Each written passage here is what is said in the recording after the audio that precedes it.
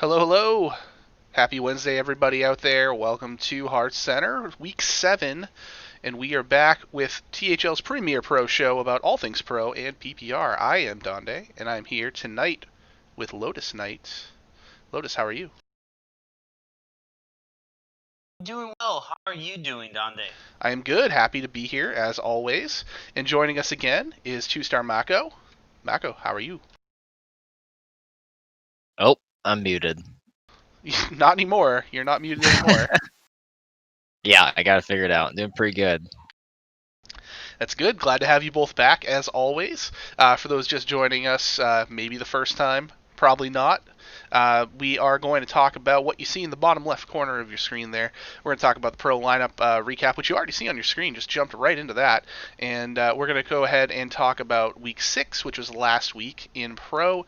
We'll have the power rankings for you, the player power rankings of Legacy and Hero. And of course, we'll wrap up with the week 7 preview of the pro series. So, some of the series are kind of winding down. Legacy and Wild are getting towards the playoffs here, but Pro, we are just kind of at the midway point. So there's still a lot of stuff to discuss, a lot of maneuvering for the remaining teams who are hoping to make the playoffs. So we're going to be talking about that this evening. But the first thing that we are going to discuss is what happened in the Pro meta last week, which you can see on the screen there.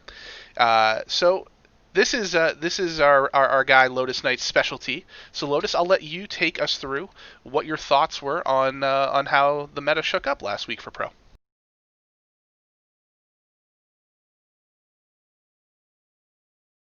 Did we lose Lotus, or is he muted as well?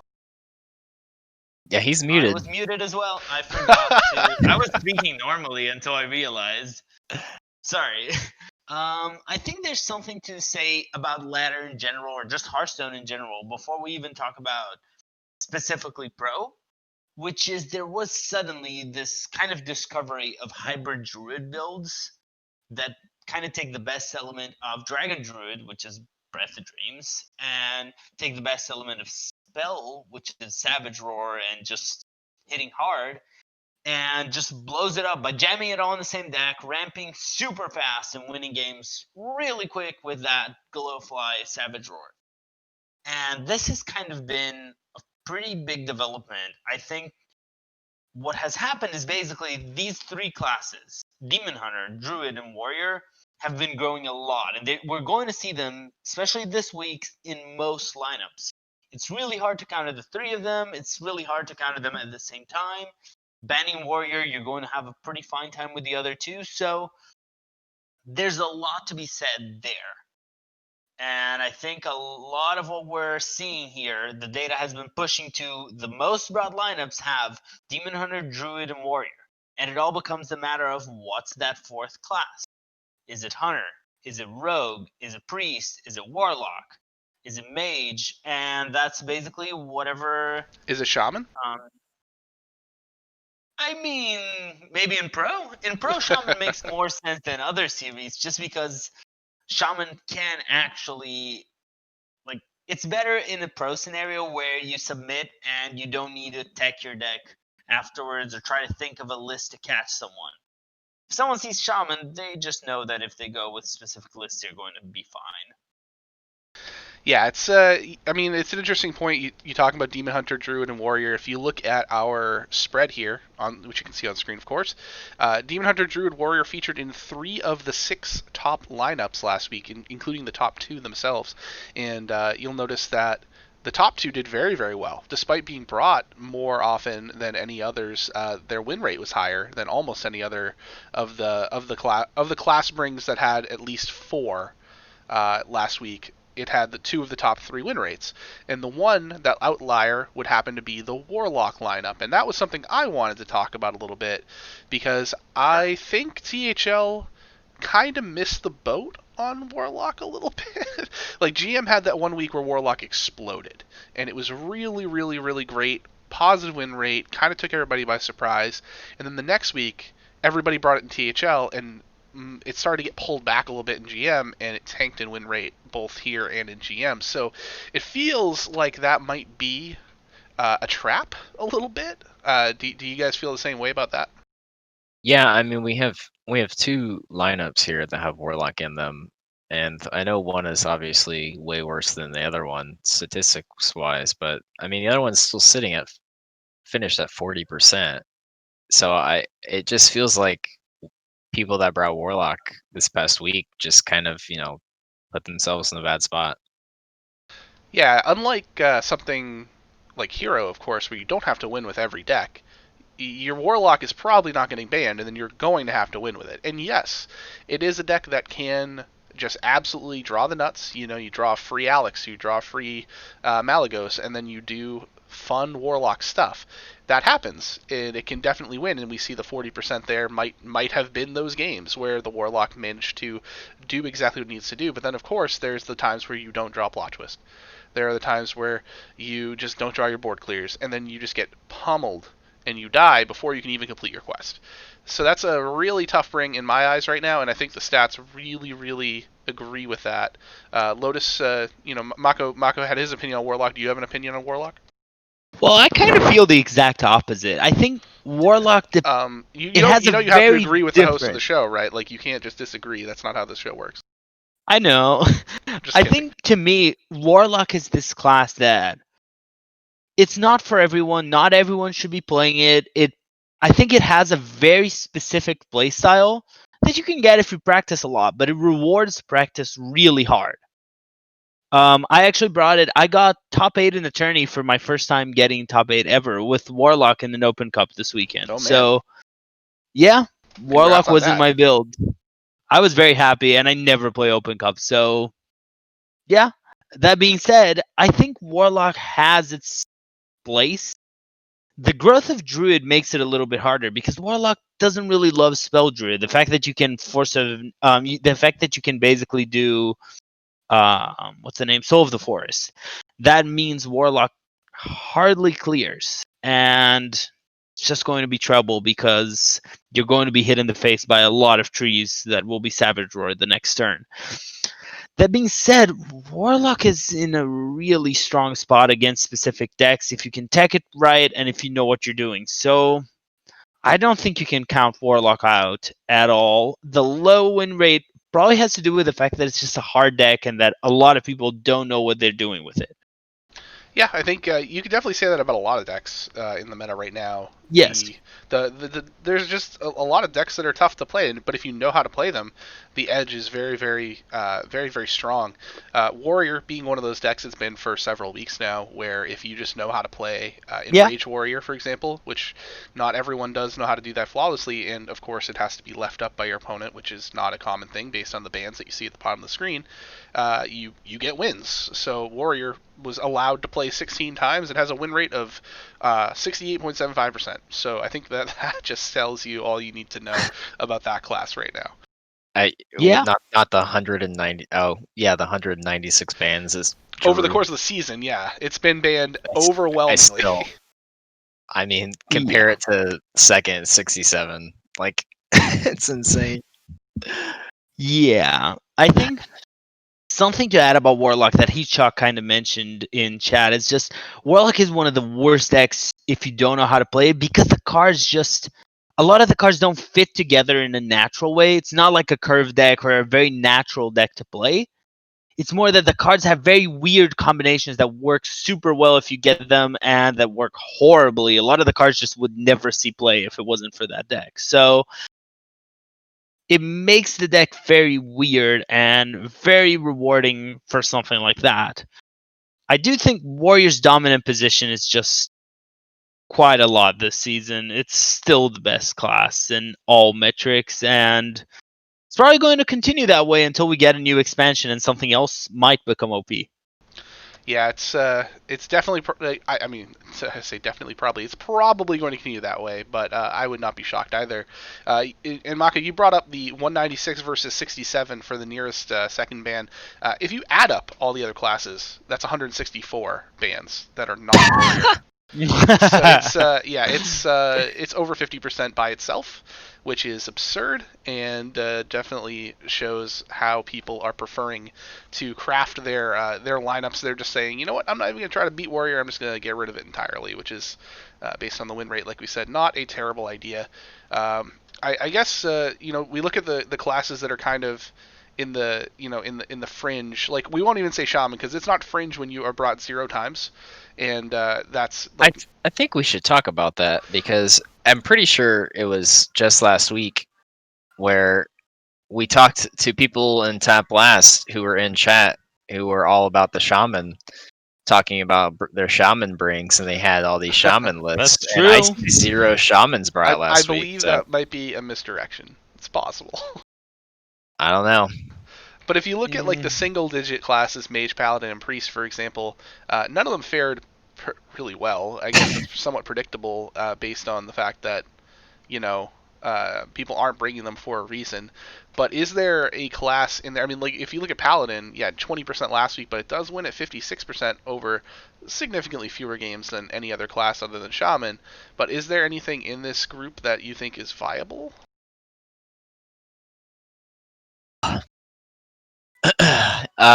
In the mage, paladin, priest, shaman group, Sure, we'll throw shaman in there for your possible argument. I mean, it's possible. Anything's possible if you believe. Yeah. Priest is not that bad. I so I think in given the power level of warrior, it's probably not the smartest thing to do. But I think if you went for some sort of like warrior target lineup, you would definitely bring mage and priest as like a given. But that's probably not a smart play. I mean, I can tell you that from week one. Um, but I agree with Ron too, or was it Ron? No, Heat Shock. Yeah. Mage, I think is a good bring. Um, you got to be a little smart about who you're playing against, though. Or you just have to absolutely yog box like a champion on 6. Yeah. Well, For those who So- did not see that one, please go check out the VOD for, as he mentioned, Silver Name. That was kind of an insane.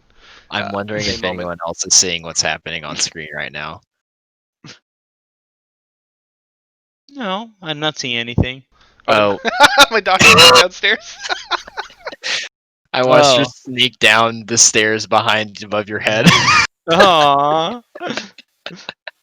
I thought she was gonna come up behind you. You want to come say hi to But, everybody?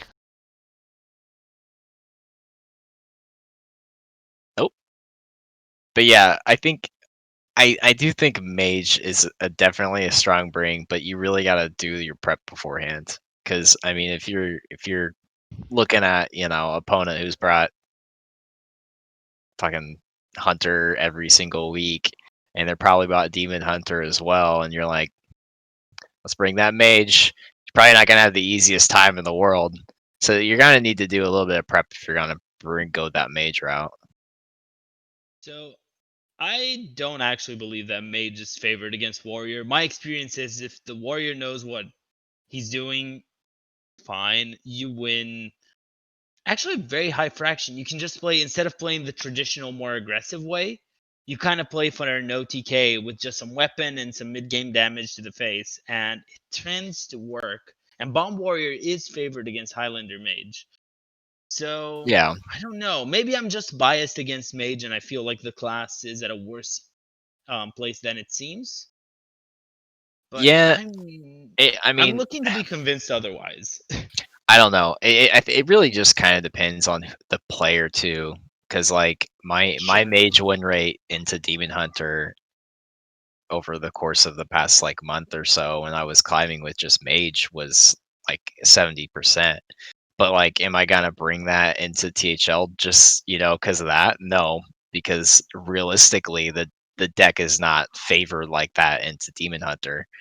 So I think it's gonna come down to who's playing it, because it doesn't have great matchups into like a lot of these meta decks. But I don't know. It's a risk.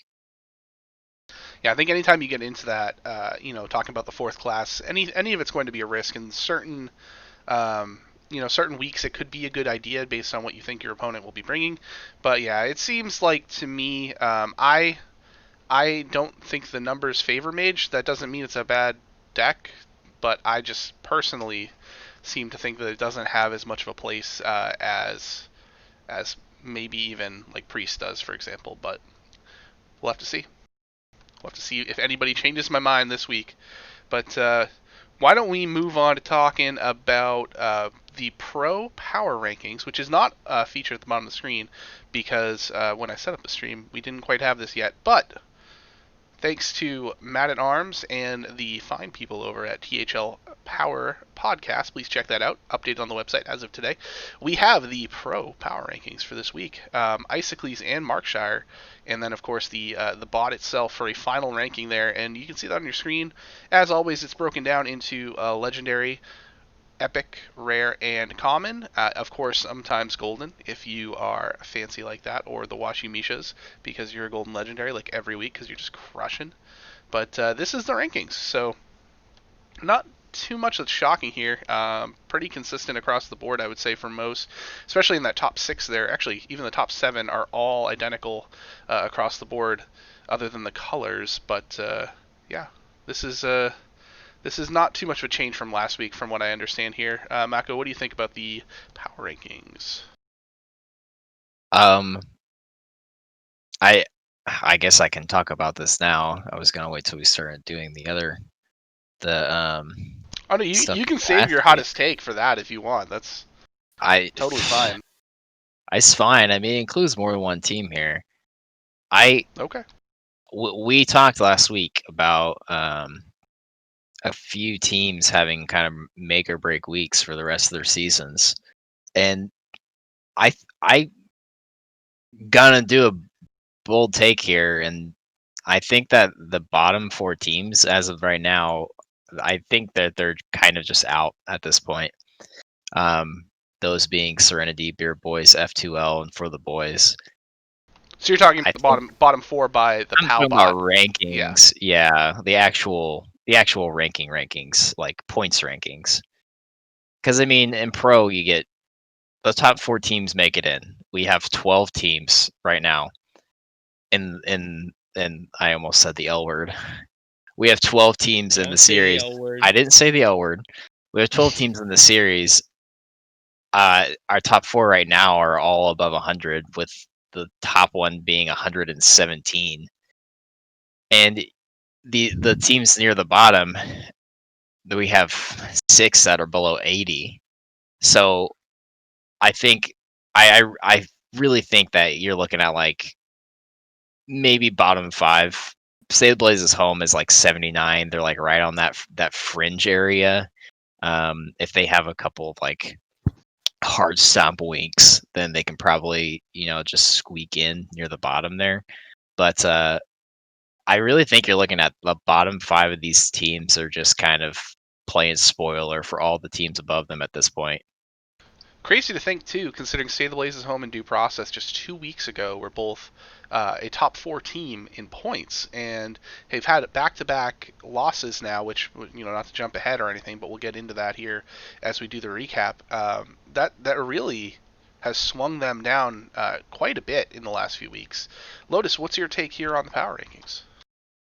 I think I want to note something that isn't really here, but would be good for next week. We should try to have the number of points each team currently has in the rankings, just as something that helps us, because I think something that is happening is the top 4 teams, it really seems like from the number of points that they have and that they're in a league of their own.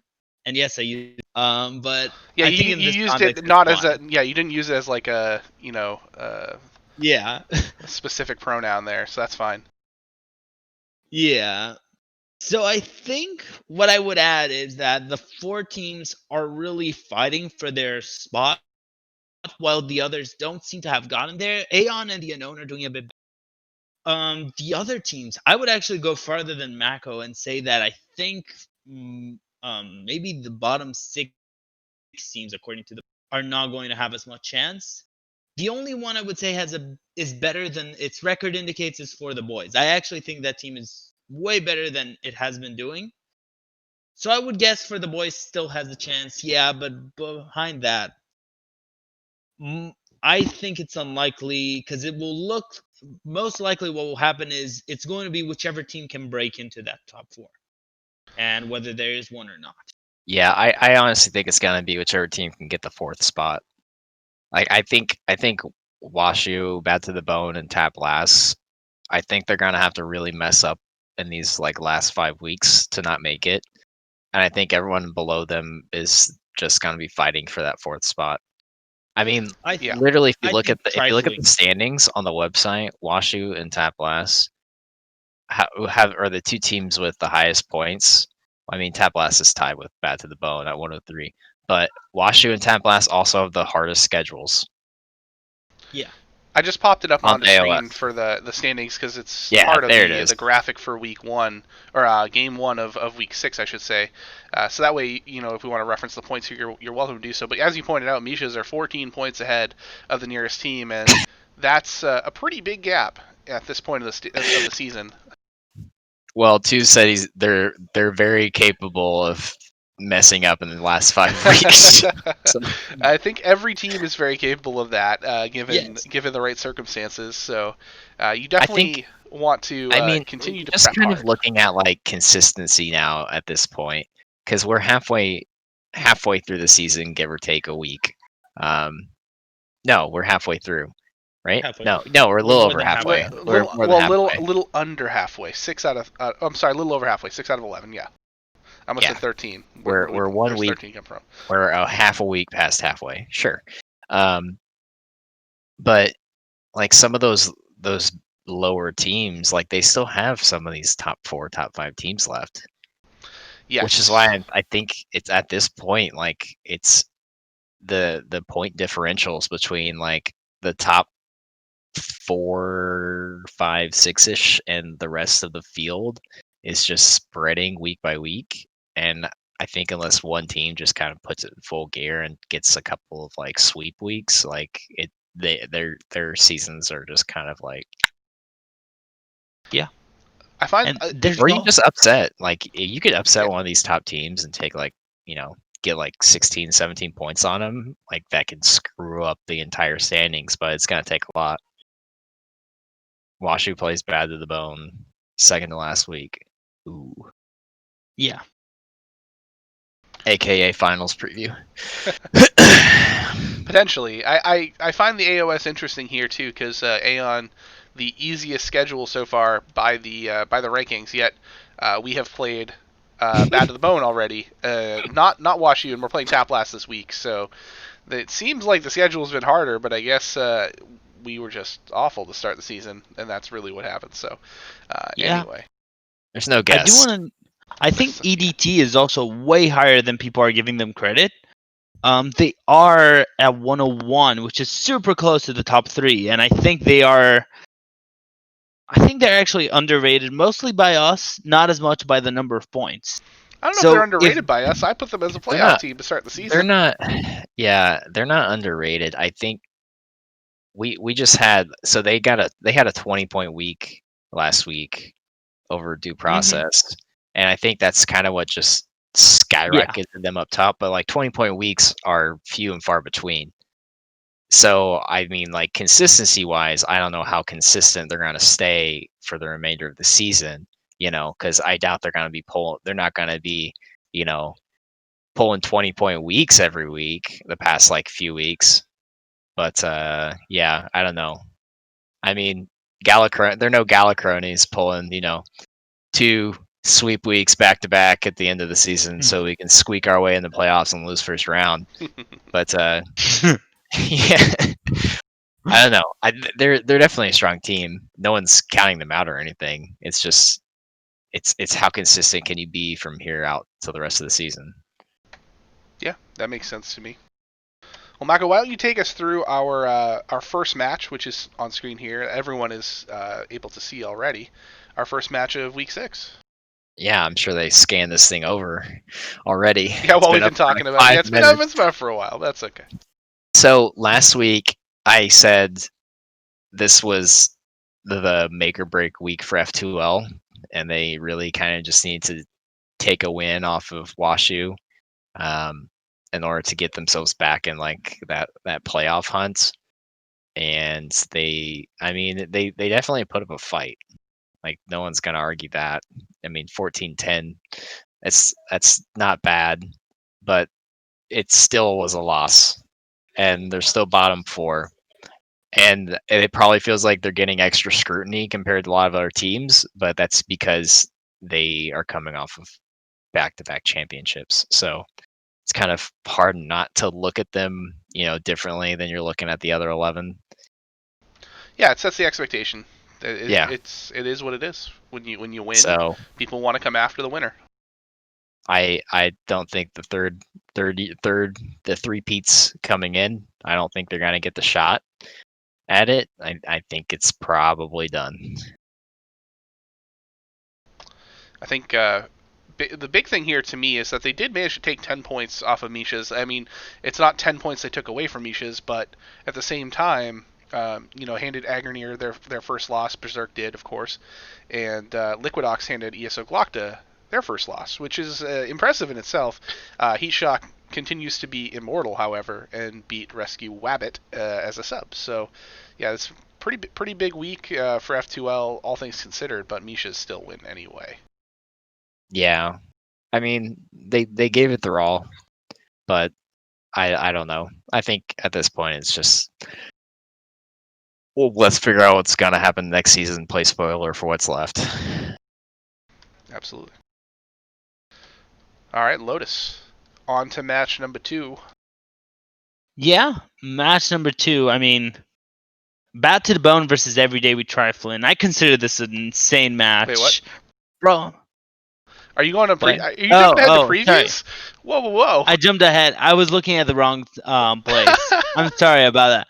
I'm planning Schoolstone matches at the same time right now, so I got confused. But Bat to the Bone versus Tablast was quite the match. You know a match is crazy when it's down to a single point. And I could have done better. I'm sure other people on the other team also think they could have done better. So who even knows there? But Avi lost to 2-3 on stream after HearthCenter last week. A2, very good match. A2 lost to CMAC 1-3. I lost to Lawful Dog with a sweep, and both Ego and Farron swept Typhoon in the last jam. So really big week. I think it's as tight as we expected it to be. I'm pretty sure Donde called that it would be like 1 point or something out. I did if I'm say not that. mistaken. I should have clipped that this week after my extremely botched call the week prior. Yeah, not the kind of tie, like not as close, because I think I would have expected it to be more like a 14-13 or something like that. Yeah, a lot of sweeps. So tight. A lot of sweeps. I did not expect that many sweeps, honestly. I mean, impressive that Lawful, of course, was able to pull out that sweep, and Ego and Farron as well. All great players in this matchup. Nobody here is a weak player. So anytime you sweep a player of the caliber of your opponent that they have across the board there, it's very impressive. Yeah, I think the real reason I'm disappointed here in Bat to the Bone is that, I'm sorry. The real reason I'm disappointed in Lotus here is that he ruined the synergy with the rest of the team. I did. Hey, I'm back to where I should be. I'm not a great player compared to these guys. They're at least on way this better screen, than I he's am. in the middle of them, so it's still symmetrical, which was a big talking point of last week in Discord, was making sure we have symmetrical records, which, by the way, that's coming honestly, can we like officially call this season like the season of symmetry? Because have you seen the amount of teams we've had with these like very symmetrical records? Oh, I yeah, mean, they're we all had over it like 2 weeks ago, Aeon, like the rotating 2-3-3-2s. This has been really consistent. Aeon is enjoying this. keeping that, by the way, which we'll see. Not next, because that's not the next match, but that is coming up. I actually... Sorry, Lotus. What did you have to say? Just Diamond's comment. It is true. Tap Blast 103 has 103 points, so... Yep, they had one shot at it, and they managed to make it happen, so... Congratulations, the prophecy came true. And now if they can get to 206 and just double it, then that would be perfect. Yep. But hopefully they don't, because that means they would be smoking us this week, so... All right, on to match number 3. That's Everyday We Trifling versus Due Process, and this one was much more lopsided than anyone could have possibly figured. Even if you thought Everyday We Were Trifling was going to win, 20-2 is a big margin. Agent, Little Hearthy, Jimmy Eat Shoes, Your Mumcat, and Sanguine all winning for Everyday We Trifling, and 3 sweeps of Little Hearthy, Your Mumcat, and Sanguine over Goose, JR, and It's Me, Mike V. This is not the type of score we expect in Pro Series. This is a team absolutely making a statement and saying that they are a top flight team that should be considered up there with those 3 teams we've already mentioned and Wash U, Out of the Bone, and Tap Last. Like, this is a team that should be a threat, and no one should overlook this team. If they were overlooking them, they're not overlooking them anymore. So I see 2 discrepancies in this matchup. The first one is why we have the W on we lowercase and the name Everyday We Trifling. Who entered that into the sheet? I'm going to say you, just for shiggles. Whoa, okay, first of all, I had nothing to do with sheets, and you know this, because that's an automatic process, and I only do things manually. It was probably me. And the second one... Donde anyways. Yeah. It's an easy move. The second one is the mage ban. Yeah, I pointed out that that's when I went straight towards that mage ban immediately. Well, it's also in the center of my screen, but besides that point, that's so interesting. I'm curious as to what the thought process was there. I'm not saying it was wrong. Obviously, he won 3-1. I'm just curious, the reasoning why. Yeah, I mean, I have not seen too many mages get banned this season, so there's got to be a very, very specific plan in mind. And it's interesting, though, because obviously with Pro, you don't get a chance to change your lists once you submit. You're submitted, you're done. So that means Jimmy looked at that lineup and went, you know what, this is the biggest threat to me, and I don't want to deal with it. I'd have to really look at the list to know exactly what he was thinking there. Mm-hmm. All right, so Due Process, tough week for them. Yeah, second loss in a row. Yeah, and they do need a turnaround. This is a really important week because if they can't start turning back, Pro is already past the middle. It's going to be really hard to catch up from now on. Yeah. Let's take a look at match number 4. Mako, I'll let you introduce this one. A lot closer than the previous match, also featuring another one of those teams that is on the backslide in State of the Place's home. Oh, yeah. Look at that symmetry. Season of Symmetry. Yeah, I told you. Officially titled. Oh, man. Okay. I don't even know how... Okay. So, I'm gonna say I didn't know we won this week. Wow. I was a little distant from the teams. Sick captaining, bro. I'm learning this right now. Yeah. I'm not gonna come in and claim that I'm the reason our teams won anything, even though I didn't do anything to help us prep or anything. Yeah, it's all you guys. But I'm proud of you. To be fair, I didn't help win very much last week either, so. Yeah, I'm confused about the Paladin bring on the other side, but Yeah. GG. I mean, I don't know. I'm confused about my mage bring. I'm confused why you didn't win. Because I was playing mage. You have one job. Yeah. Not bring mage. No, don't. Well, if that's your reasoning on why you lost, then you would have lost 2-3, and not 1-3, because you would have won with the other one. So I'm just, it just sounds like excuses to me. Either way, it feels like a week that we probably should have, as a team, gotten more in order to really try and close the gap between us and those top 4 teams. But getting a win still important. I think it keeps them alive. I think it's more of a week that we needed more, not just tried to get more. It's getting to the point now where those top 4 teams are just breaking off. I mean, I don't. Yeah, I don't know. I'm just going back to the exact same thing I said earlier. I think we're looking at Trifle and Unknown and Aeon and possibly Stay Blazes home, just fighting for that fourth spot. And so, like, it's just getting down to, like, you need every point you can get. So, if you're not comfortable on Mage Stone, then don't freaking bring Mage. Well, I don't want to say that out loud because then no one will expect me to bring it when I go to submit. Dude, you literally just said like 10 minutes ago that Mage is a bad deck and you And shouldn't bring TAP it. all said they were going to bring Shamans, so who can believe anything anyone hears right now? We cannot take Tap last word, okay? It's just nothing but memes in chat this entire time we've been on air. All right, then. Lotus, any thoughts about this one before we move on to match number 5? Interesting to see that Aeon's coming back. They did this last season, so Sure did. can they repeat their feat? Hopefully with one more win, yeah. Also, Stay the Blazes home hates Warrior. They do not like Warrior, no. I mean, I think you could say THL doesn't like Warrior based on those stats that we showed at the beginning. With good reason. There's another Mage ban. And it worked out again. Well, actually, there was a Mage ban and a Shaman bring by the same person. So... No, yeah, you're right. Mage ban, yep. That's interesting right there. No, so it did not work out. I apologize. I was looking at that backwards. But Lotus, why don't you tell us what happened in this one?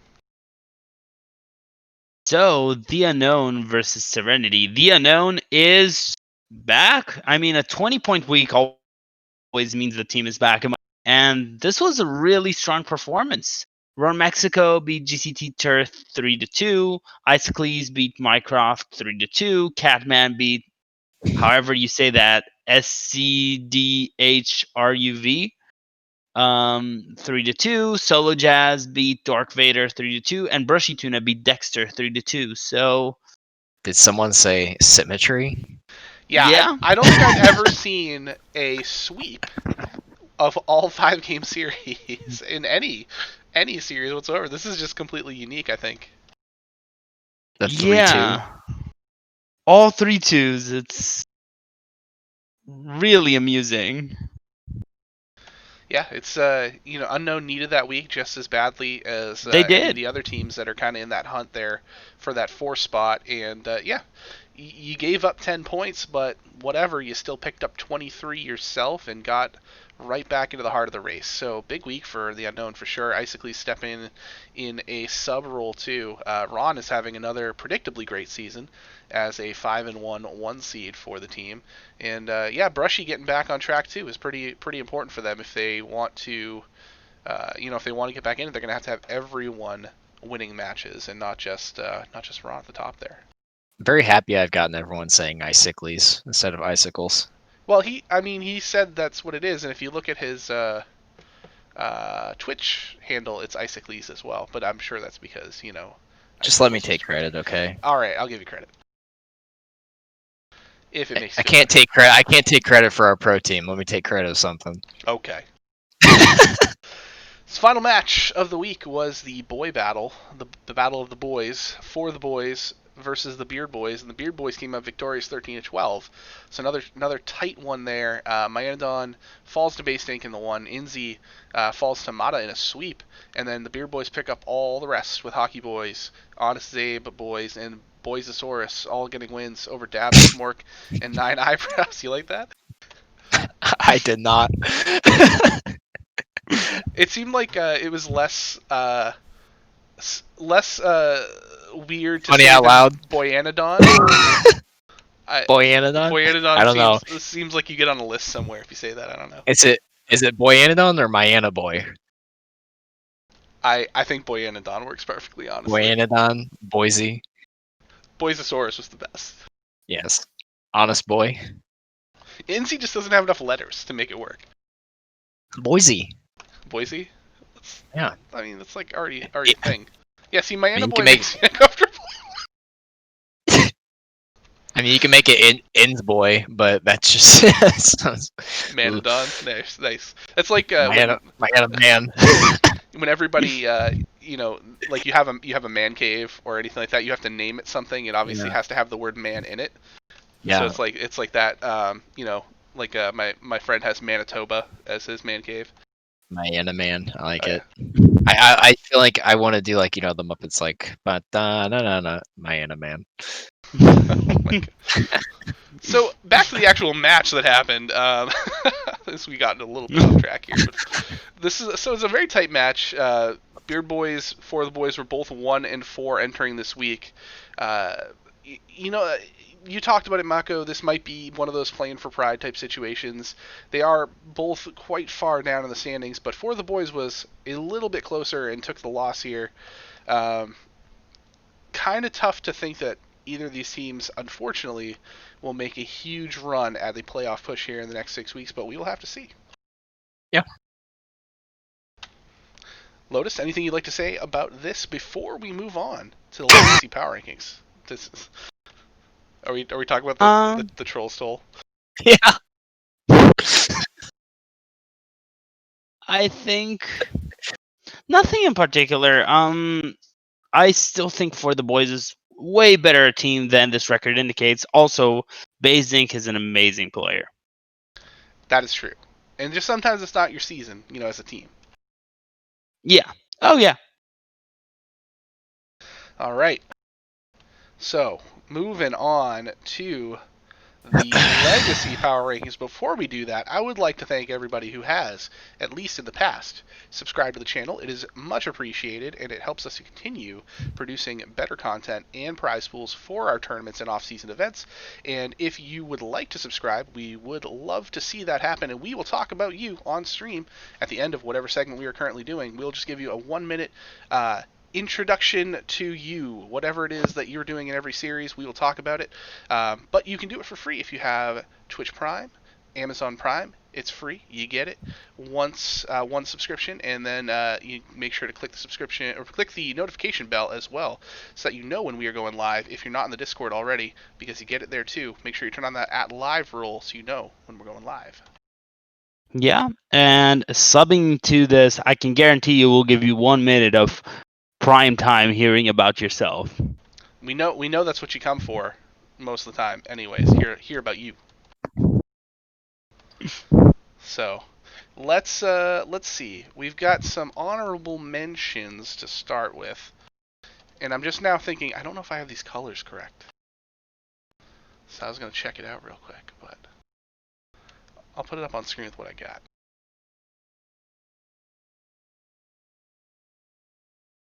One of these days. There it is. All right, honorable mentions this week. These are your players who just missed the top 10. Starting from the bottom, we've got Mike Lowe, Coles, Tony Montana, Inzi, and Chewbacca. So we see 3 of these players fell pretty heavily, 7 slots apiece, out of the top 10 and just into the top 15. Coles, who was ranked at one point, fell out last week. He's back into the top 15. Chewbacca creeping towards that top 10, but not quite there yet. Guys, anything you want to say about this one? Mako, I'll let you go first. Yeah, strong players. I mean, whenever we pull up the full top 10, you'll see the records of everybody else above them. But like, it's pretty consistent with Shu, Inzi, and Tony Montana. Whenever you see this, so I don't know. Like, to me, it just looks like an extension of the top 10. I know that's basically what it is, but like all 15 of these players are so close when it comes to like record wise that it's just there's no point. Yeah. And I did confirm those are the correct colors. Thank you, me, for doing it correctly in the first place. Lotus, what do you think about our 15 through 11 slots here? I think Shu should be in the top 10. I think Inzi should also be in top 10, but I'm also super biased. A little bit. Yeah. And these are all great players. I'm happy to see them here. Yeah. Shout out to Legacy. Shout out to Legacy. Well, I think what we'll see as we move into the top 10 here is we no longer have any players in the top 10 who have anything less than 1 loss. So, or anything more than 1 loss, I should say. So it's kind of, like you said, it's one of those situations where like Chewbacca, Inzi, and Tony all at that 1 loss record could very well be deserving of a top 10 slot and just barely aren't making it in Right. there because of the strength of schedule, which you will see in a second here. We have one remaining undefeated player in Legacy, and that is our number one player, Agent PWE. Not shocking there at 6-0. He of the spreadsheet, Ridiculous Hat, somehow coming out at number 2. Not rigged, though. And then we've got a group of the gold players in Anfall, G-Kick, and Heat Shock, who Heat Shock took a tumble last week and then just came roaring back in the top 5 anyway, because he's pretty good.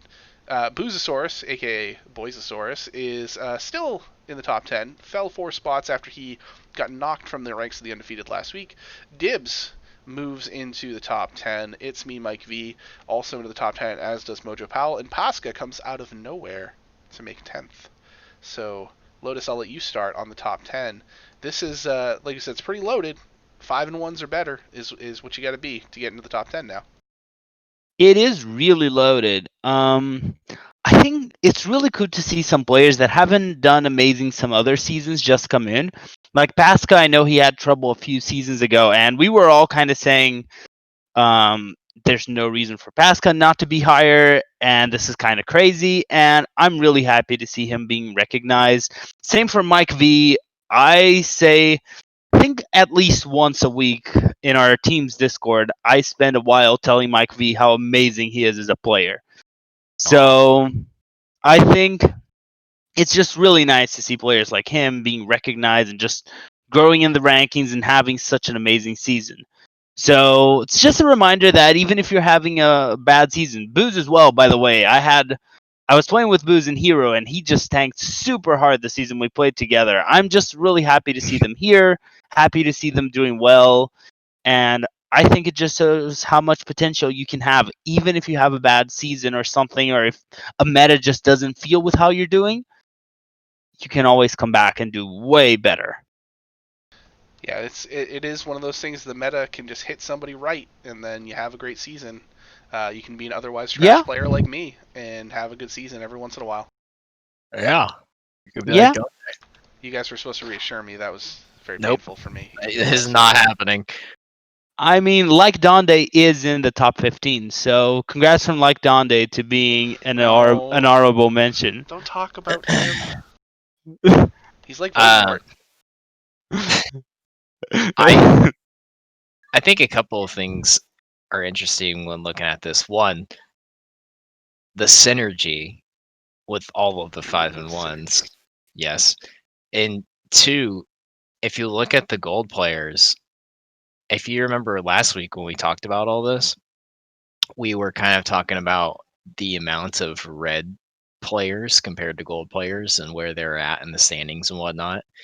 And then you look at it now and you just see like +3, +7, +10, +3. Like all of these gold players just shot up in these rankings and just kind of made it a nice little even mix. Yeah, had to move them up to make sure that there was no allegations against my conference being the weaker conference. So just want to make sure that was Yeah. that was what we did. No, I'm just kidding. Base actually mentioned in chat there that Pasca is a top 5. In fact, he's ranked 4th in crossover right now. 5 and 1 in Legacy, 6 and 0 in Hero, and 3 and 4 in Wild. So if you haven't checked out the crossover stats, they are now available on the website. That's TeamHearthLegends.com, which you will see at the bottom of your screen. Please feel free to go there and check out the crossover stats. So, why don't we cross over to Hero? So we're going to talk about the honorable mentions first here. Yeah, I was waiting for the transition. I wasn't waiting for you to acknowledge my segue. I acknowledged it immediately. You acknowledged it with scoffing. It was bad. Listen, chat appreciated the transition, okay? That's all I care. I live for them. I'm not here to please you guys. Yeah. So, thanks, Lotus. I know your silence I take as praise, silent praise for me. I mean, I can only say this was a prime transition. Oh God. That's called foreshadowing, right? Yeah. Okay. So we've got Icicles at 15. He dropped 5 spots. He was number 10 last week, just fell out. Then 3 unranked players previously. Heat Shock, is there anything he can't do? He's 4-2 here. Dabs at 4-2 and Zancat at 4-2. Last Champ was in the top 10 last week and fell 6 spots. He will still be in the top 15. So unlike what we saw in Legacy, we've got all 2 lost players here in the honorable mentions of Hero, which is... I think it makes things a little bit more interesting from a ranking perspective, because a lot of it comes down to that strength of schedule. Since the records are all the same, a lot of the game scores are very similar, with the exception of Zancat there at 12 and 11 being a little bit different from the others. But it's always interesting to see the difference between the hero rankings and the legacy rankings. Oh, I should also mention, I don't know if anybody else saw this, but I saw a thing on Twitter that said Dabs is going to be our next GM. So he's got a lot of, lot to live up to now. So Dabs, you better win out in Hero, or that's going to be embarrassing. Yeah. Man. Which Dabs, Dibs, Dubs, Dobbs? Which one? All his outs. Dobbs, Debs. I think there's a Debs, right? Debs, Dibs, Dabs. But there could be a Dubs. Yep. Like Dubs makes sense. There is. He talked about it. Yeah, but not in THL. No. Yeah, there are more. It's too many, if you ask me. So, are you allowed to just make outs and bring them? Yeah, I mean, they are if you don't get caught. I'm just joking. Disclaimer: please do not do that. The board will have to act. I'll just bring all the Lotus crew: the LotusKnight, the Lotus Bishop, the Lotus Rook. I expected you to go with different flowers. I'm actually far more enjoying the chess analogy. I don't know that many flower names. All right. Well, let's talk about the top 10 here in Hero. As we mentioned, Pasca, he's 6-0, and he bumps all the way up 3 spots to number 1, passing by Base Tank and Electabuzz, who are also 6-0. So we got 3 undefeated players, and they are all of our top 1, 2, 3 spots, with Shadow Ranger being the victim of Pasca last week, basically just swapped spots down to 5 and 1 in the 4-hole. Liquidox, he of the just got picked up to an actual esports organization. Congratulations, Liquid. He is now in the top 5. Blue Spartan moves up 3 spots to number 6. Little Hearthy and it's Ridiculous Hat again. Somehow the sheets keep telling us he should be in the top 10 of things. I don't know. This seems kind of a little bit suspect. They were both unranked, Little Hearthy and Ridiculous Hat. Now they are in the top 10. Medusa's jumped up 2 spots, and Lotus hangs on by a thread to stay in the top 10. Well, Lotus, I'll start with you. What do you think? Are you okay at being 10 here at 4-2, 15 and 9? Well, first thing, I'm just going to say this: we should go back to manual, because I'm sure Hat rigged the spreadsheets. Oh, absolutely, without doubt. Yeah. That being said, I think I deserve to be where I'm at. I don't think I could even see me just being an honorable mention. But there's an interesting effect that there are higher record players. There are a lot of 6-0s in Hero, which we're not seeing that many in Legacy. I think a lot of it is just Hero has more counterplay strategies. There are different things you can play with. Shout out to Baze, just because Baze is amazing and she's having just the greatest record this season. Is currently the crossover player. So currently, yeah, very happy to have her as the 3 seed in our team, which she should not be a 3 seed in any reason. There's no reasonable way that happens. Well, the better player you are, the quicker you get out of those seeds. So wouldn't get used to Base being there, but yeah, right. It's 6-0 in any series, any time is impressive. We'll have to see which of these 3 players, if any of them, can keep it going for the remainder of the season, because Hero is one of the longer seasons. Not as long as the as Pro is with 11 weeks. It's 9 weeks for Hero instead, I believe. Oh, I thought it was. Isn't it 11? Is it 11? I thought it was 11. Why do I think there was only 10 teams last season in Hero? It's 12 teams this season. You're right. So yeah, it is 11 weeks. So there's still 5 to go. I mean, people are realizing LHS is better than Conquest again. I mean, that's definitely up for debate. Mako, what do you think of the top 10 here? All of these players never mind. I'm gonna stop. We're just gonna move it on to the next thing. Nothing. Okay. I forgot. Okay, so I forgot Hero didn't have divisions. So No. I was gonna ask if all of these players were really in purple. And No, then I I remembered just as I used was the- starting yeah. to speak that sentence. And so you I've tried asked to that get out of question it. before. Yeah, I just used purple and teal as the two backgrounds Yeah. because those are the No, historical I colors got of Hero it. I Series. got it now. Let's just move on. You know, Or we, it's about Yep. theming. Huh? if you like making Donde's life harder and making him have to color each of them individually, we could just get more hero teams next season. That's true. You very much could. And then I would have to do it like I do the legacy ones, which is a little more janky, but still works. Actually, you know what? While we're talking Hero, a little bit off topic, but can we throw some praise towards the Hero captains real quick? You can, Yes. as I'm one of them. Because we sent out an email to all of the captains asking if they were going to be returning, and Hero is the only series out of all 4 series that had almost all of their captains respond already. There's only one captain in Hero who I haven't responded from, cough cough quaz, but the other ones have already responded, and we already have 11 captains for next season for Hero. So Ooh. yeah, I mean, Pro and Legacy and Wild kind of need to step up their game because I'm waiting on at least half from each of those. But you know, Hero man, you know, Hero's doing pretty well. So if we do get that one remaining captain, that means we could end up going back to having conferences again, because 6 and 6 would work out pretty well. Yeah, you know, just kind of need to. Well, I mean, we were 12 this No, season. Why again? No. I keep thinking we have 10. Why do I keep doing that? Yeah.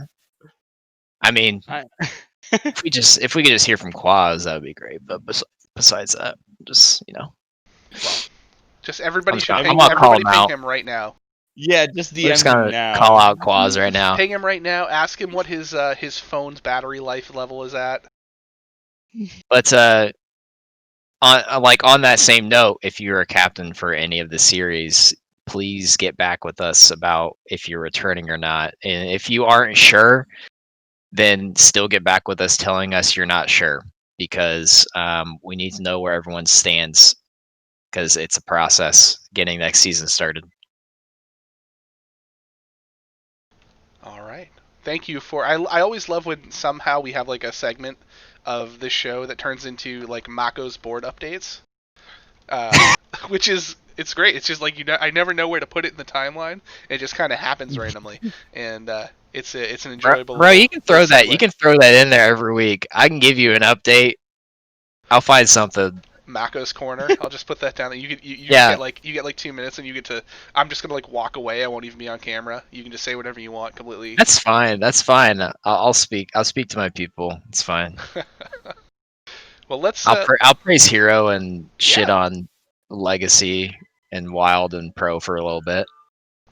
Well, let's go back to giving Pro its due, because we're going to talk about Week 7, the preview of Week 7, and here we are. God. Entering the second half of the show here, and we're already at 10 p.m. because you guys are all crazy and love THL content, and we're here for you. But Washi Mishas versus Serenity is, probably a bit of a lopsided match, at least by the numbers. Washi's been slowing down slightly point-wise recently, but they have been playing some stronger teams. This might be a 23-point week for them.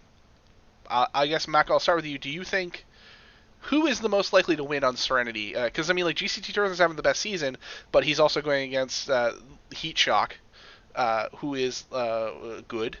And then ESO Glocta and Agronir both got their first losses this last week and are going up against the two other players in Serenity who have wins. So is there a win here for Serenity, Mako? Well, first, am I crazy, or was his name before ESO Glocko, or she? I don't. No, it was always ESO Glocta. Did we have a Glocko? Something Glocko? There's a no Glocko, We have no Glock. No Glocko. Okay, that's right. All right. So we have number 1 team versus number 12 team. And actually, Dexter submitted classes since you've taken that screenshot too. Serenity is on it when it comes to class submissions right now. I don't know if that's them just kind of like, you know, I mean, they might have all gone to bed. this would be comfort. And yeah, they are. Never mind. They are time zone difference, so that's true too. I believe it's But- 9 hours, 9.5 hours, 8.5 hours, somewhere around there. Yeah, I forgot about that. But either way, I would love nothing more than to see Washu lose this week, and it's not because of Washu. It's just because the team that has like just a little bit over half of Washu's points pulling out that squeaky win and giving some of the other teams that are so far behind Washu a chance to catch up would just be perfect. It would definitely make the Right. race very interesting. I just don't yeah. know the feasibility of it happening. Feasibly, no, it's not very feasible. But I'm just like talking like, you know, fun factor here. Sure. Lotus, what do you think is going to happen in this matchup? Well, I hope this is a very balanced match and Serenity ends up squeaking out or just crushes Washimishas, because that would be great for the playoff race and would make it super exciting. It's going to be a 20-point week for the Mishas. All right. I mean, I think we're all in agreement that that's the most likely scenario here. But yeah, from a competitive standpoint, I would love to see a competitive week, and if not, get Serenity getting the win, at least at least make it a close one. But yeah, I have a feeling it will not, unfortunately, for them come out that way. So the second match, Oh, sorry, you got more. Nothing. I was just gonna say more than likely it's going to end up being like 15 plus week for Washu. Oh yeah.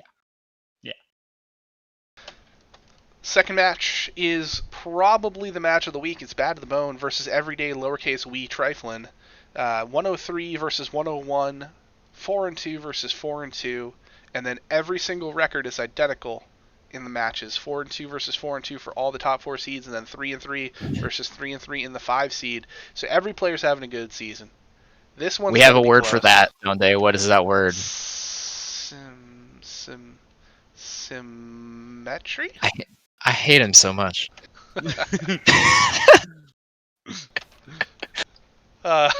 So, Avi versus Agent PWE in the 1 is a huge match. A2 Battleship versus Little Hearthy's arguably just as big. Eggo Waffle versus Jimmy Eat Shoes, insane. Farron versus Your Own Cat is probably like, if you had to have like an undercard. And then Lotus and Sanguine in the 5 is crazy too. So like this is just nuts across the board. Lotus, I have to believe you think your team is going to win here. So why don't you talk to us about that before we give our predictions? I mean, I like my team. I think we're going to win. I think we're going to win my usual result whenever you guys ask me. I think we're going to win 4-1, and I'm going to lose again. Because, yeah, that makes sense.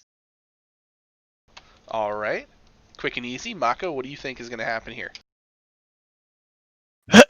I think Bad to the Bone are going to take this. Score wise, I think it's going to be really close. Every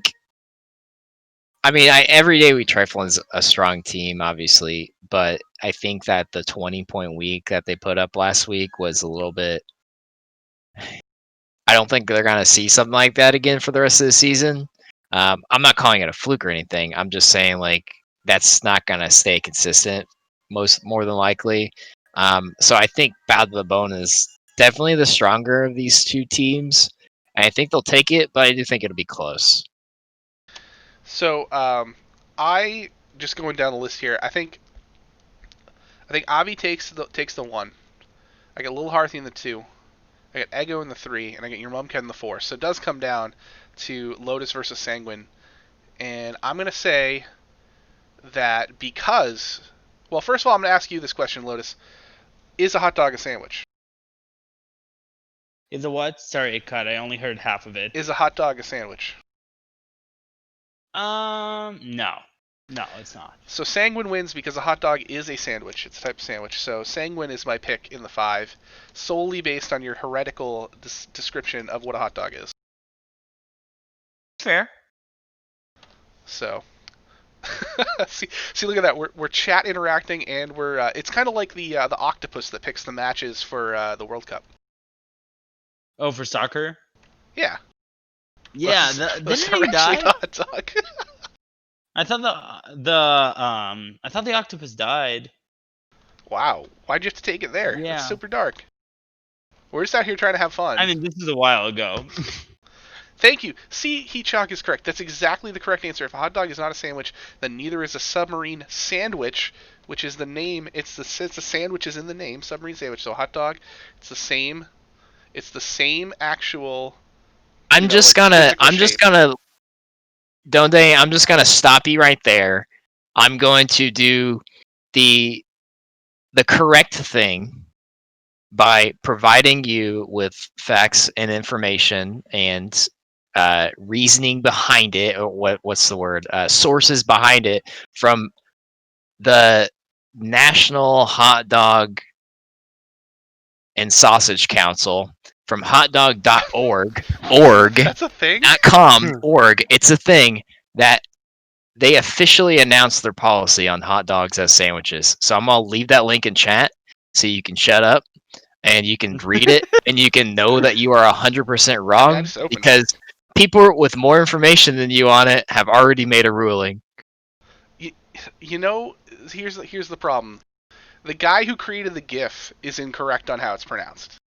So if he can be wrong, so can the people who decided the hot dog is a sandwich. How can the man who created the GIF be wrong about how the word GIF is pronounced? Because just because you made it doesn't mean you get to decide everything about it. I hate him. I hate you so much. I want you to know that. Oh my goodness. All right, well, we've clearly lost the script here. But we didn't I'm have happy. one. We didn't even talk about what goes on a hot dog, which would be a completely different debate altogether. Ladies and gentlemen, we have 12 captains for Hero next season Yay. already. Yay! Congratulations to Hero Series. So we got our third match, which is another big one, Tap Last versus Aeon. So Tap Last, as we mentioned, is tied in tied for second right now, technically in third because they lost Bad to the Bone last week. 103 to 88 for 88 points for Aeon. Ugh, having trouble in the second hour here. So Aeon keeping it even, 3-3 down the line here. Twos versus Fuel, C-Mac versus Donde, Lawful Dog versus Markshire, Bill Snyder subbing in versus Coles, and the last champ versus R-Hat in the 5 for whatever reason he's still hanging out in the 5. So this is another good one. Definitely don't see this being a huge swing in one direction or the other. I will say personally, I've had trouble against C-Mac in the past, so I'm hoping that changes. But Fuel versus Twos, I think, is an interesting matchup there. I think Fuel is a better player than that 3-3. Markshire is a worse player than that 3-3. Just kidding. No Markshire's in chat out there. Love you, buddy. I don't know how Bill's doing, because I haven't seen... I think he's playing mostly Legacy and Wild, if I'm not mistaken. So I guess I gotta give the edge to Coles there. But I'm gonna go with Aeon getting a 3-2 win. I'm gonna say it's gonna be Fuel, Coles, and R-Hat getting the win. I'm gonna pull LotusKnight and say that I don't get a win this week. Hopefully it reverse jinxes me.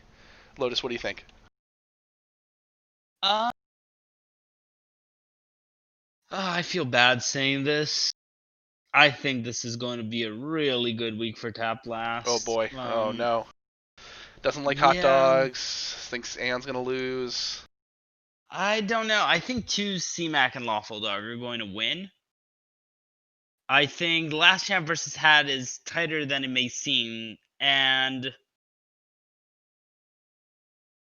I think Coles wins, which is surprising. I didn't think that when I started speaking, but yeah, I think that it is going to be a 3-2, maybe a 4-1 for Tap Last.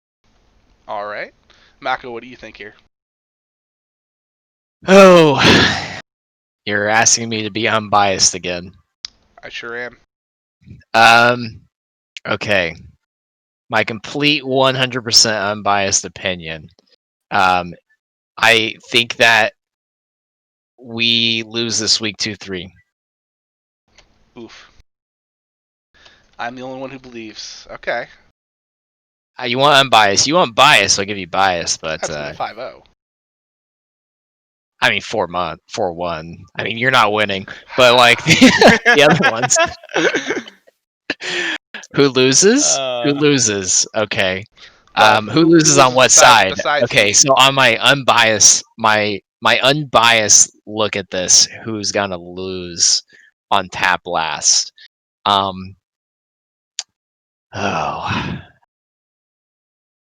I think Bill will lose, and either Lawful or Last Champ. Toss up. I'm not sure. I mean, I have to look at. I'd have to look at classes and stuff. Why don't we move on to match number 4, where the captains are not traders. In fact, one of the captains is apparently a sub-captain this week. I don't know how the sheet decided that, but Diamond is in red as a captain. When I saw that this morning as I was making this, I laughed. I was like, how did that happen? So Diamond's also subbing in the 5, and Ario is subbing in the 3. I believe this is Ario's first THL match, period, if I'm not mistaken. And this is Diamond's first pro match. So Smork versus DeSharmo, the first matchup. Actually, funny enough, the 5-seed matchup is both subs in Brushy Tuna versus Diamond. Wait, I thought Brushy Tuna was not a sub. What is going on with the sheet? Somebody pay chat. None of this makes sense. What? Brushy Tuna's red. He's definitely not a sub. No, he's 2 and 3. Yeah. So, okay. The sheets have lost it completely. But Diamond is a sub as a player, not as a captain, and Ario is definitely a sub. So we've got Ron versus Based, which is a huge matchup. Catman versus Mata. Mata coming off a sweep. Solo Jazz versus Ario. Desharma versus Smork. And Brushy Tuna versus Diamond. Unknown had a big week last week. Looking to continue this week against a team that is struggling. I can see them picking up at least 3 here. Ron Mexico, Solo Jazz, DeSharmo, Brushy Tuna, any combo of the 4 of them, I think, are strong enough to get a win. So I'm gonna say they win the 1, the 3, and the 5 for the unknown. Mako, what do you think here? I think the unknown are going to end up taking this.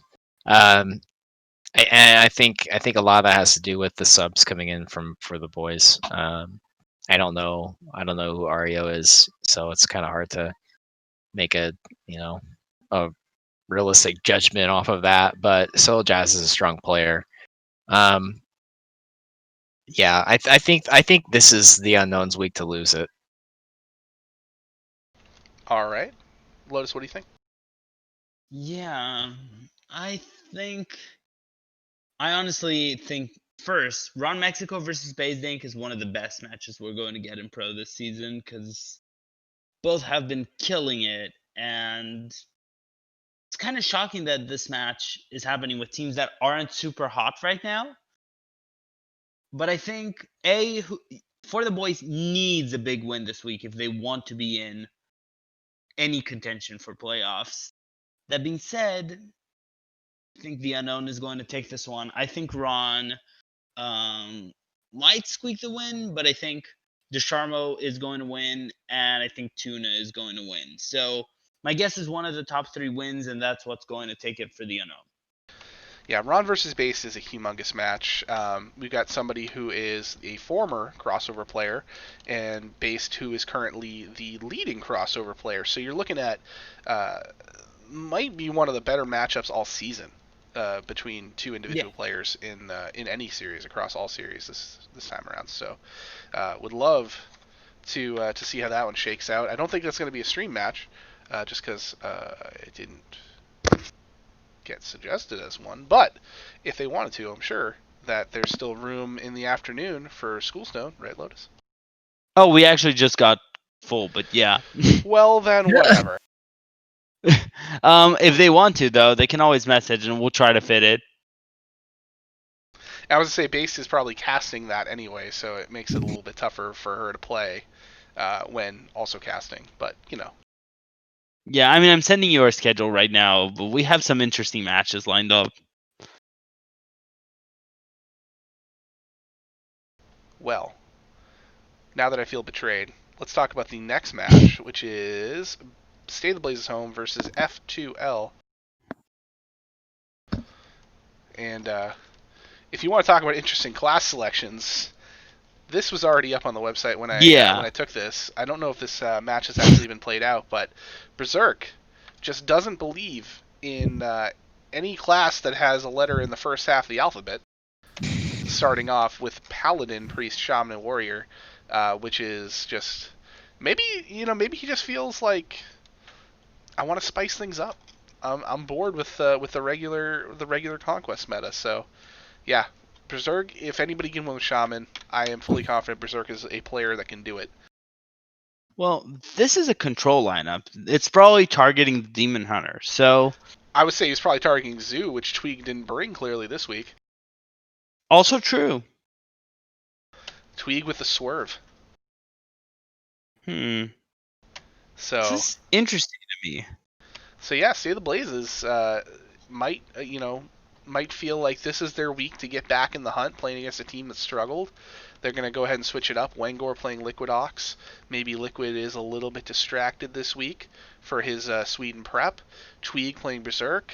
Oh wait, isn't somebody subbing on F2L? I think we got notification after this was printed up that somebody's subbing. I don't know who it is.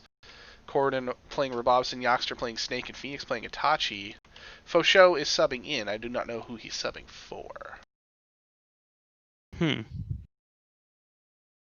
To the website. It's not on the Auction website right now. It's not on the We website. haven't put it in yet. To the email.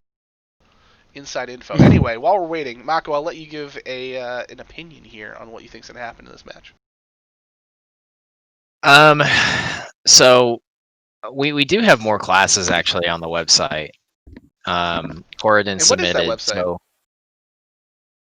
TeamHearthLegends.com. Plug it. Plugged. Anyways, Corridon submitted, so we can see his and Robobson's. So the Berserk classes tell me one of two things. One of three things, I guess. It could be the third. Either this was I've given up, so let's have fun. Or this was Tweeg's gonna bring Zoo, so let's just hard target Zoo. Which that's very, very likely of a scenario, right? Like you look at someone who's like, I always bring this one deck. Let's just hard target this one deck. So that that could be that's probably the most likely scenario, honestly. Or the third option, which was just Berserk has been playing kind of these off the wall decks in his spare time and feels very comfortable with bringing them, and so decided he's going to bring them. It's probably, I mean, just kind of like staring at it, it's probably like a Tweeg's going to bring Zoo. Let's just go after the Zoo type of thing. I'm looking at them now. Yeah, no, this looks like a this looks like my opponent's gonna bring Zoo type of thing, because this is Res Priest and like hard control Shaman and Fibonacci's Warrior. And like this is like hard control. So I think Zoo was like 100% expected and 100% targeted, and I think Tweeg just kind of played them like a fiddle and was like, nah, wrong purple class this week. We're going Demon Hunter only. So we'll see how it plays out. I stand by bottom four is probably out of it at this point. But I mean, if F2L can squeeze out like a 20-point week here and put themselves like at what 92 points, if I'm mathing right, then they can they can put themselves in contention. Right. But I don't know. I think with the way things have been going and looking at trends for the past like 6 weeks, it's gonna be hard to argue for F2L at this point instead of arguing against them. Well, I think one of the arguments for F2L might be the fact that Fosho is apparently subbing for Itachi, who has not gotten a win yet this season. True. So Fosho That's very might true. have better luck in this meta than Itachi's had, which could be Has what Fosho F2L needs. played any of the other series this season? I do not believe so. Because, I mean, that's also a factor, right? But do you take the player you don't know versus the player that's gone 0-6? Given the history of the player who's gone 0-6, I think it's a toss-up. You know? Yeah, I mean, Itachi's a great player. Sometimes the meta is just not for you, and Yeah. 0-6 is not representative of his skill level. It might be representative of his interest level in this meta, but it's definitely not representative of how good a player he is. Yeah, I'm trying to pick Right. fights with Fosho. Nice. All right, Lotus, what do you think's going to happen in this one? It wasn't attacking skill level. I was kind of just questioning, you know, if you haven't played any like tournament style lineup matches, whatever you want to call them, and you've just been playing ladder or whatnot, then it's a different environment. But I mean, I don't know what he's been doing. So That's right. He did win the University of Michigan tournament, so he's been playing some Conquest for sure. there you go. That answers the question. I was say we know he's a good player. We just don't know what he's like in this meta. But apparently he's good enough to win a tournament. So that means There you go. That means now okay. Now we have something to base. That on. answers that. Yeah. Mm-hmm. I think State of the Blazes home hasn't been a great team. They've been middle of the road. So not super confident in them right now. But F2L has disappointed me so many times. It's so hard to go for them. I'm gonna go F2L just to. I can't just change my mind at this point. I still think they're a good team. All right, so here's my thought. Berserk versus Tweak. I can't get by the lineup. I can't get by Berserk's lineup. I think it has to be Tweak. I think Liquidox may be a little distracted for his prep here for Sweden, virtual Sweden. So Sure. let's say Rabobson comes back refreshed from his week off. He beats Corridon. But I still think Yoxter beats Snake. Even if Fosho gets the win over Phoenix, I still think it's 3-2 State of the Blazes home. Sure. So, yeah, I think close week either way. I'll make this one my maybe a 2-point difference. I'm going to make the call and say State of the Blazes wins with Wengor, Tweeg, and Yoxter. And the last time I touted State of the Blazes home, they made me pay. So we'll see. Maybe this is good for you guys. Maybe this is good for F2L. And our final match of the week is Due Process versus the Beard Boys. So Due Process at 74 points, Beard Boys at 68. Both teams really need a big week. I don't think a 3-2 split will do for either of these teams here. So Boolean versus Hockey Boys, Goose versus Mandon, Dr. BOMD versus Inzi, JR versus Zabe, and it's me, Mike V versus Boozosaurus. Pronouncing it wrong. I'm sorry. Boyzosaurus. No. It's a me, Micah V. Remember. That's yes, right. You gotta do the Italian hands and everything. Offending my people. That's okay. That's fine. Should I also like throw a pizza? Yes. While I'm saying it, like. It's a me, Micah V. Yes. Okay. First of all, I thought that said boys to menus and not boys to men are us. And I thought Boys to Menus would be a fantastic soul food themed restaurant. Boys to Menu is now my soul food themed restaurant idea, so I'm taking that. Oh, and my cat. Another guest on stream here, as my cat decides to make an appearance. Mako, what do you think happens in this one? Oh God. Okay. I think this is where the Beer Boys kick it in gear. These aren't players that are just going to look at their current situation and just, ride out the rest of the season. these are players who look at where they're at and know they have to kick it in and put up big point weeks. And I think we're going to see a lot of prep out of them. I think we're going to see some strong matchups. And I think Beer Boys are going to take this, and I think they're going to do their best to put themselves in that 4th spot running. I'm not sure if they'll be able to get there. I already made my bold statement earlier that they're not, so I got to stick by that. They won't get there, but I think they're going to be putting up hard matchups for the rest of the season to try and, squeeze in what they can do before the season ends. Yeah, might as well work on your individual record, even if you're not going to make the playoffs. Lotus, what do you think happens here? I think I still don't get how the Beard Boys is not one of the best teams of the season. All their players are insane. This makes no sense to me. And since it makes no sense,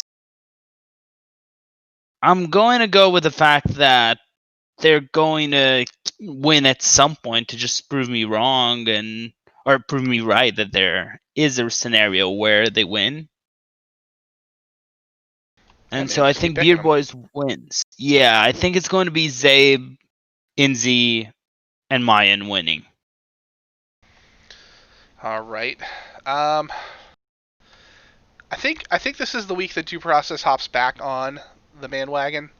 I think Boolean gets the win. I think Dr. Bo gets the win. And I'll go with Mike V getting the win. So I'm gonna go with another 1-3-5 special here with Due Process getting a 3-2 win. But again, like I mentioned before, I think that means bad news for both of these teams because 3-2 is probably not going to cut it. Like I said, you got to get a lot of points here. So I'm picking Due Process, but I don't think that they're going to have enough points to really re-enter the playoff race at this point. Sure. All right.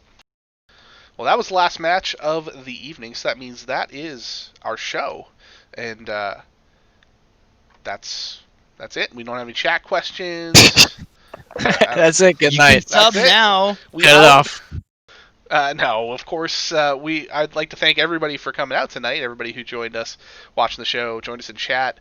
Thanks for coming out every week. We'll be back again next Wednesday, of course, with another show. Make sure to tune in tomorrow night. That's Tavern Talk. That's Legacy, of course. So that will be on. They seem to start like a different time every week, but I think it's about 8 typically. But like last week they started at 7. Threw me for a loop. So definitely check them out. Then of course match streams Friday, Saturday, Sunday. We will have a full slate of matches. Actually quite a few wild matches this week. Friday's an all wild evening. We're gonna have Sage and Reverb playing at 8 and Electric Sheep City versus Beryllium at 9. So if you're a fan of Wild, definitely check out Friday night. Saturday right now, we have Shunsui versus Chubbs Peterson's Hand at 8. That's a hero match. And we're in the works on a 9 o'clock match right now. Once I can confirm that, I'll make sure to add that to the schedule.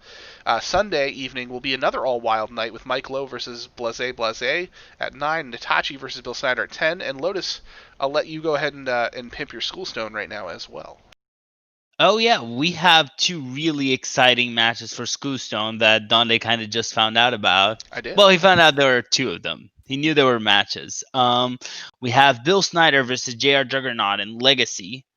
So one of our casters is joining for our first match, and then we have another one of our casters with Baze Inc. versus Memnarch for Wild, and we're getting Bill Snyder himself to join as a caster this week. So should be super exciting. It's kind of like a jam band you guys get going on over there. People playing, people casting, just doing a little bit of everything. It's like the Grateful Dead. It's just going to be a lot of fun.